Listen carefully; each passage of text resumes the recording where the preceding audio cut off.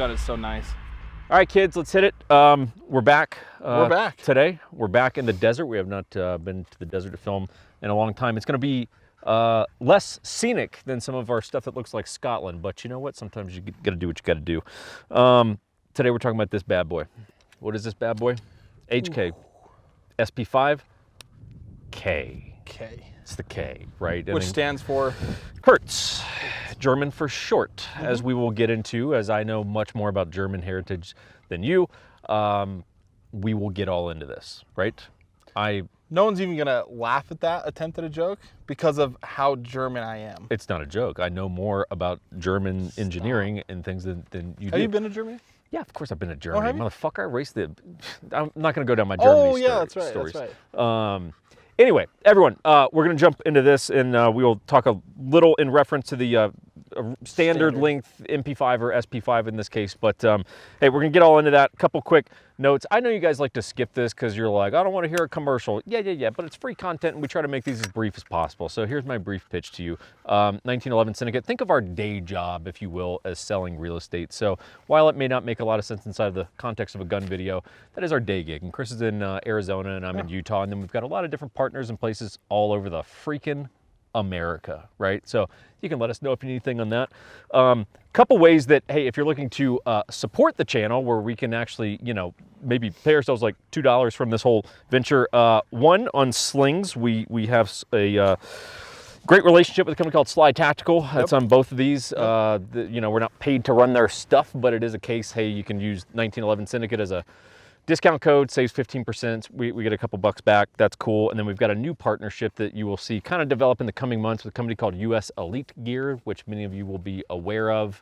And if you're not, fix your shit. Yeah, dope stuff. The kind of stuff we were very excited when that opportunity came up because it's the kind of stuff that we wear anyway. But anyway, 1911 Syndicate, we'll have that thing linked below, and it gets you like free shipping, nothing dramatic, but again, supports the channel, yada, yada, yada. That which, you know, free shipping, say shipping's 15 bucks, you save 15 bucks, it'd be the same as a discount code. It adds up. People don't view it that way with shipping, but it is, I get it. you know, apples to oranges. I get it.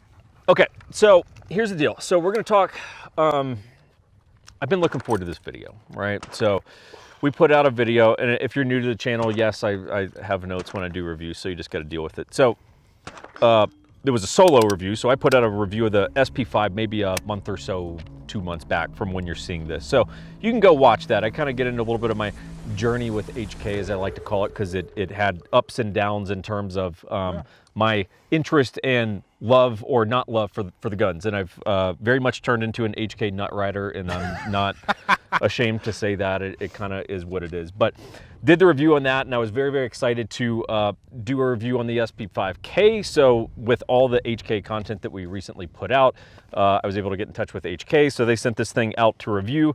To be perfectly honest with you, I still don't know if it's my gun or if it's supposed to go back. I actually don't know, but it has been converted to a short barrel rifle, so it's probably not going back. So there's that. We do know H&K a little bit, so there you go. Thanks, guys. All right, so get into a little bit of history here, more so than usual. So I had a call with H&K earlier this week, actually, as I like to do leading into reviews. If I know the company, just go, hey, can you tell me a little, you know, nuggets, things that I wouldn't necessarily know. I did not know this. H&K first started making guns in 1959. And that sounds so recent when you think about it, because you think of, you know, some of the real legacy companies where it's like they've been around for 200 years or whatever. H&K is not that, right? So they started in 1949, I believe it was, and basically for a decade, what they were making was parts for sewing machines and bicycles. Fascinating, right? And so you got Heckler and Koch, the sewing machine bicycle company. Does that have to do with post-World War II stuff? Yeah, a lot of regulations coming out of, you know, Germany, World War II. No more guns for you. You know, it did some bad things. And, you know, so they had some regulations and shit. Eventually, 59 kicks off. They start making guns. So the original MP5 was made, I think it was like 66, 67. And then the MP5K. And yes, you will hear me sometimes refer to this as an MP5K because it's just, it feels better. Technically, it's an SP5, aka the civilian version of it. But these bad boys came out in 76, right? And really all it is, it's pretty crazy when you think about the dominance of H&K as a gun manufacturer and how little time they've actually spent making guns, it's actually pretty wild. That was literally going to be my point I mean, my mom was born in '60, right? Yeah. So from that time to now, my mom's age, dominated the market. Yeah, it's crazy. Have guns that are iconic. Across the board. Yeah. From submachine guns to the 416, you name insane. it. So it's actually, I mean, good on HK for like, it's cool. It's a big market share in 60 years. The Germans aren't dumb when it comes to engineering stuff. It's cool.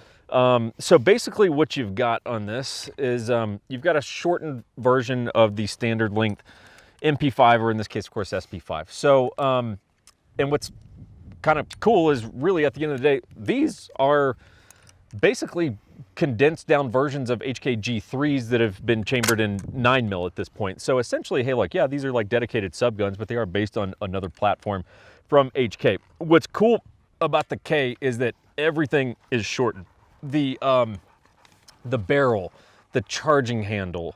I mean, that's just a little guy, that charging handle. Yeah, I mean, like everything winds up being shortened. The bolt, it's actually a shorter bolt, right? The receiver itself. So it's like, it's not, you know, like everything is re-engineered for this. You know, it is a purpose. Yeah, it's not just like, oh, we chopped the barrel. Like, no, they actually like re-engineered the whole gun.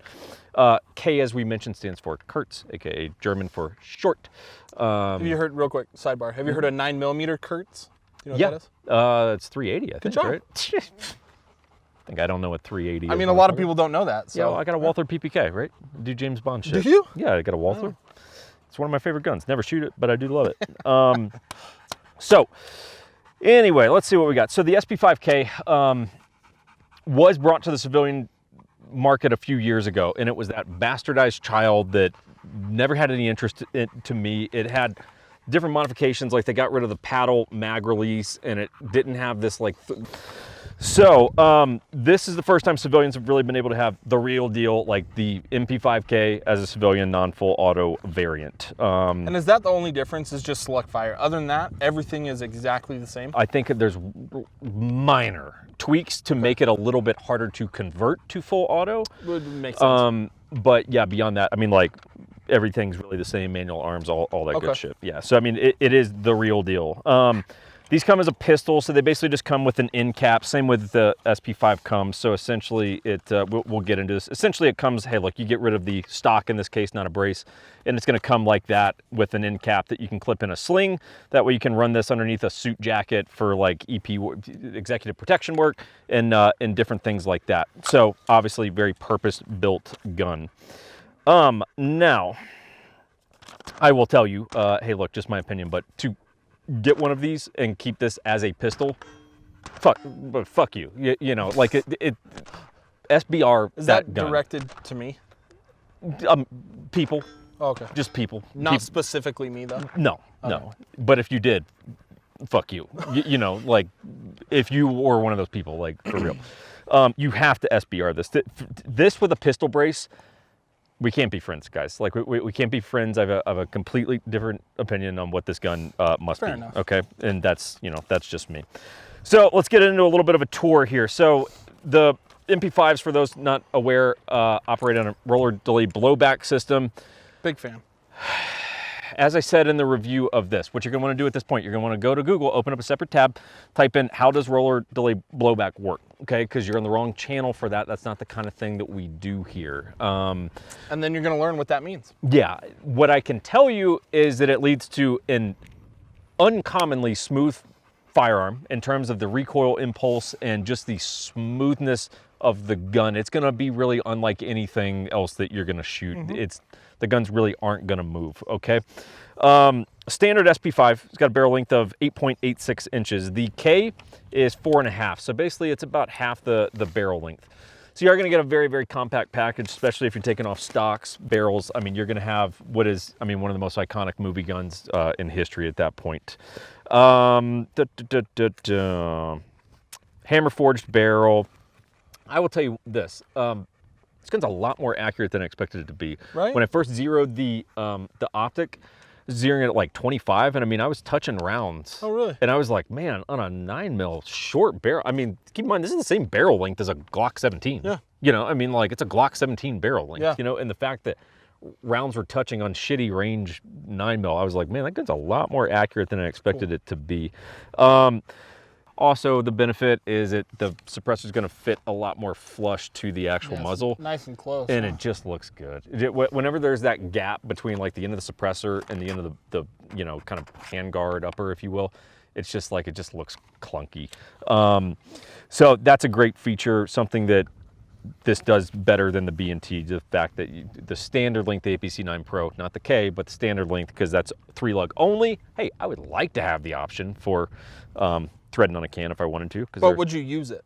No, I wouldn't. So it's kind of a moot point. I agree, but I like options. I like options, is all I'm saying, you know. Couple of things here. So we've got, much like the full length, so we've got paddle magazine release. You can also release the magazine right there. I don't know who in their right mind would use that. Like, hey, again, I like options, so I don't mind having it, but, you know, you would have to, me as a lefty, be pushing button stripping mag versus full ambi gun, essentially, where you can just rock that paddle. Whether you're... You gotta have obnoxiously long fingers. To hit that? Yeah, you would. Actually, I bet you. You can't even hit it, huh? No, and I apparently have notoriously long thumbs and fingers. It's a weird observation that people make, and it makes me uncomfortable, and I'd rather move on. Your hands make me uncomfortable. I'd rather move on from that topic. We'll talk about what happened to my hand earlier. But so a couple other things. Ambi safety, this is another one of those features that, hey, depending on who you talk to, they have an issue hitting that. I mean, I have no issues hitting that at all. I don't know where they're getting that from. The trigger on MP5s is totally unique to MP5s. It's not, look, it's not a great trigger in terms of like, if you're used to shooting a Geisley trigger, whatever, you go, look, it's not a great trigger. It's kind of heavy and there's a lot of mush and everything, but somehow it works, and it doesn't, it's fast and accurate, and it's this weird thing where it's uniquely MP5 HK-ish, but it's like bad, but it totally works. Yeah. Like I can't explain it any better than that. I don't know if bad's the right word. Someone might get real mad at that. It's just like, depending on what you're used to. Yeah. Like depending on what you're used to, you know. Look, mags on these bad boys, again, if you get an actual HK or even a high-end clone and you're running like KCI mags, which is Korean mags, if you don't know about KCI. I don't. Thank you. They're shitty fucking Korean magazines. And whenever I see people with these high-end guns and they're like, they've got a KCI mag, it's like, bro, really? You just threw fucking hubcaps on your Lamborghini? Like, what are you doing? So, look, the mags are very expensive. The factory HK mags, look, these run about $100, and that's a lot. But you were telling me too, though, that they're like bomb-proof. You they're beat the bomb shit out of them, and they're good. Absolute bomb-proof. Because you can just take out the base plate, take out the springs, clean the thing out. And like, I mean, out here, $100 Gucci magazines, I don't give a shit. Drop them in the dirt. Like, these things are tanks. They're made to be tanks. As we will get to that point here momentarily. No. Oh, I forgot the case. We'll show you a little bit of footage right now of the case that this thing comes with. It's, you know, I don't want to linger on it too long, but it's definitely the coolest presentation of a firearm in terms of the case that it comes with. The only problem is once you change the configuration, the case is useless because it's basically foam cut out for the way that the gun actually comes. Let's see here. So price on these bad boys, $29.49. That's if you could find it, and you really can't right now. And for that price? Yeah, you could find it on Gunbroker, but then you can probably pay about 5 G's for one of these. These are not imported in high quantities, so they are very, very difficult to get. Kit-wise, because I know it's a question that inevitably comes up, we'll kind of give you the breakdown here. So this is a B&T side folding stock. So basically there's a little button there. You can fold these things out to the side. Obviously, this would be super clunky, what I'm doing right now, but look, you could fire from this position all day. There's nothing happening. This is just in terms of like mechanisms back here, so you can fire this all day. So that's a B&T side folding stock. I've been quite happy with it. You can definitely get a cheek weld, and it's solid. The only con of it really is that the sling attaches only on this side. So again, fuck you, lefties, and I'm a lefty, right? So fortunately you can take that out, which I haven't, which would just get rid of it just kind of bouncing around. But all we've really done is taken some paracord and just kind of loop that through. That way we can clip in a sling down here. Again, sling from Sly Tactical. This would be a QCS. So basically it's a convertible 1-point to 2-point sling. So you could just unclip here. If I had a second point, which I don't on this, you could clip in up here and then you could just unclip, work this little thumb tab, which is way more handy than you would imagine, and just clip in back to your sling. So this is a non-padded black, what's the nylon? Class 1 nylon. Class 1. Really, really good shit. Again, they're friends. It's an affiliation. We'll have that shit linked below.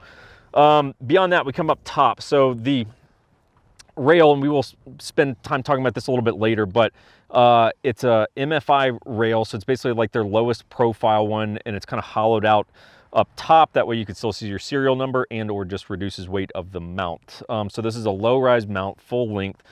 Aimpoint Comp M5 up top. We will have don't everyone ask questions about the Comp M5. We'll have a dedicated video to that in the coming months, so just hold your breath on that one. Up front, this is the classic. Again, given that this is a short barrel rifle, you can have a vertical grip, so we just got the classic, the so classic MP5 vertical foregrip here that is just absolutely fantastic and the only way to run this gun.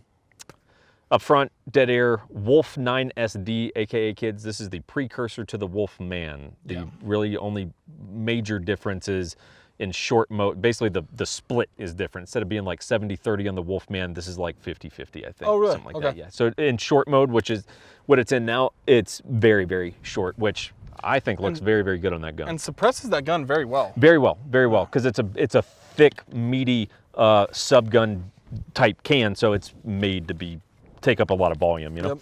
Yep. Okay, so let me give you some thoughts. So I'm gonna give you some of the challenges, okay? This is a very, very nuanced gun, okay? And I love it. You should know that. This is, again, I'm conceding H&K nut rider here, but it's a very nuanced gun. So there's many considerations that you have to make. Most of it centers around, if you're gonna run iron sights, a lot of these considerations go away. And if it's gonna be a pistol, then another nuance is gonna go away. But hey, look, if you're gonna not just rely on iron sights, which this does look very cool with just irons because it's just very classic, but if you're gonna run an optic, you have to mount an optic rail to the top of the gun, okay? And they basically operate on these claw mounts where they have these dedicated slots, and it just basically clamps onto the top of this receiver, and then you put the optic on top of that mount. So if you see, so hold up that one, because you'll see on the standard SP5, I've got a short mount, right? It only takes up about that much space instead of consuming the whole top of that rail. And it works completely fine on that. That is not going to work so well on the MP5K, and here's why. So whether you're lefty or righty, but it's worse if you're lefty, the issue you're going to run into is with the charging handle. Because you've got such a shorter gun, you're just not going to have a lot of space to clear that charging handle. So on a reload, for those of you who don't know, basically, hey, look, you're going to either lock your charging handle back or take your mag out and then lock your charging handle back. But hey, look, when you lock that charging handle back, so that's where my hand has to get to in order to lock this thing back, right? So if I have a short mount, a compact mount that only goes that far, well, the optic by default is going to be right there. Correct. Right? Which means that on the way back, I'm constantly going to be crashing into that optic. Yeah. And that's a problem, right? So you really have to, on these, get the full length mount, and you really have to set that optic pretty far back. Does it bother me? No. Aesthetically, from a pure shallow standpoint, I think it would look cool if the optic was more like that, where it's over the it's just kind of over the ejection port. But this is an important nuance point. Finn might be on the hunt of a rabbit, everyone. We're trying to figure out. He's definitely on the hunt of something all day today, and we are hoping for his success out here. So you have to have full length rail. You have to set that optic a little further back. A problem that you're going to run into regardless of that is you're going to have this top rail, assuming you have top rail, right? You're going to have this top rail, and at some point, you're going to fuck your hand up, okay? So here's how this is going to go. Eventually, you could do the kind of like hook method like this and hook it back. It's a little clunky and awkward, especially like at speed underneath a reload, okay?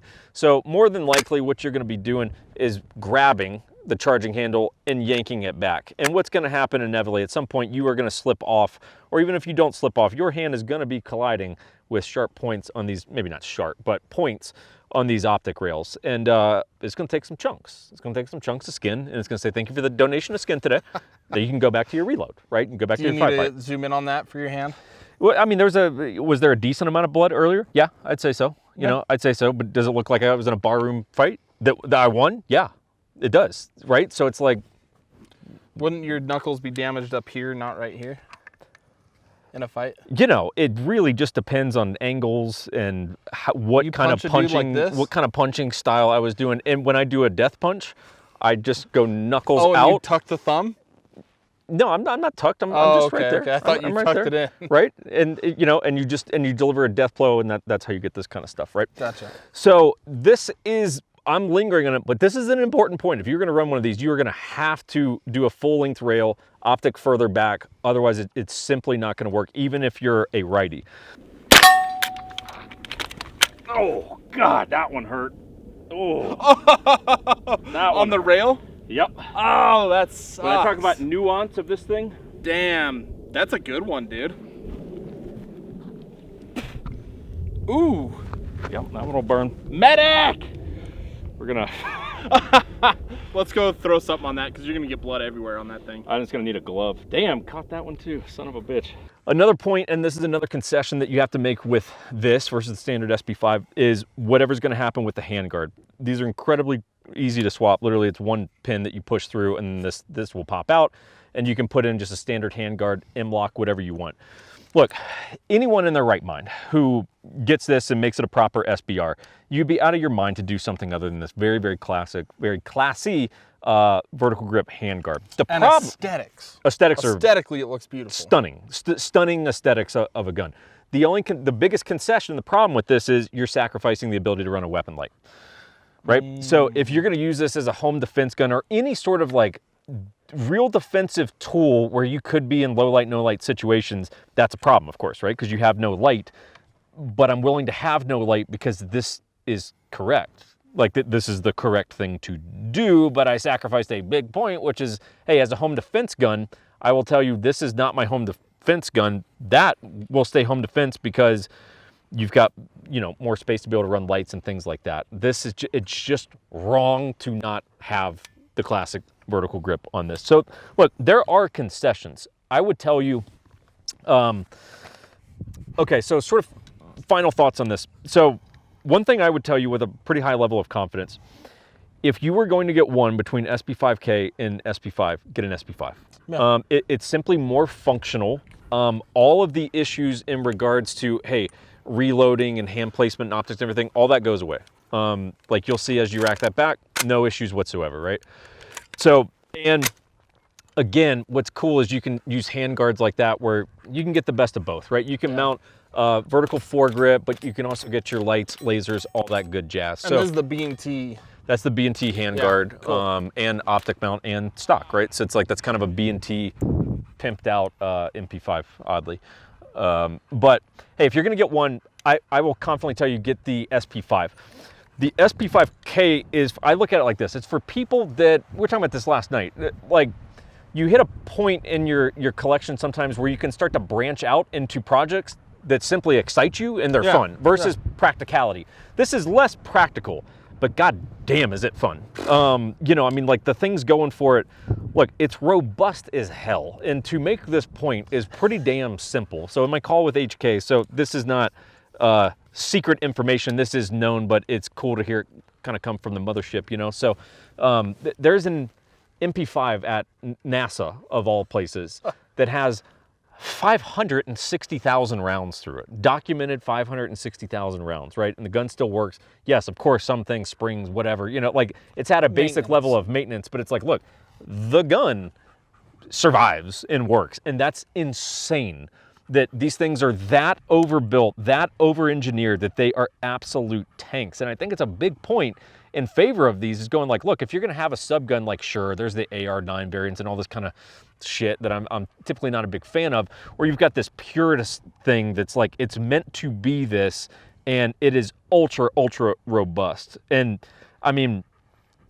these things are so pleasant to shoot. I know it won't translate unless you've got time on these, but I'm telling you, earlier today we were shooting two different subguns at the same time. One was a direct blowback, that video may or may not be out, and then there was this. And I'm telling you, you got done shooting that pretty damn unsophisticated direct blowback subgun, and then you pick up this, and even you were like, dude, this is night and day different. It's insane. So the smoothness and just the joy of shooting these things is very, very much a reality.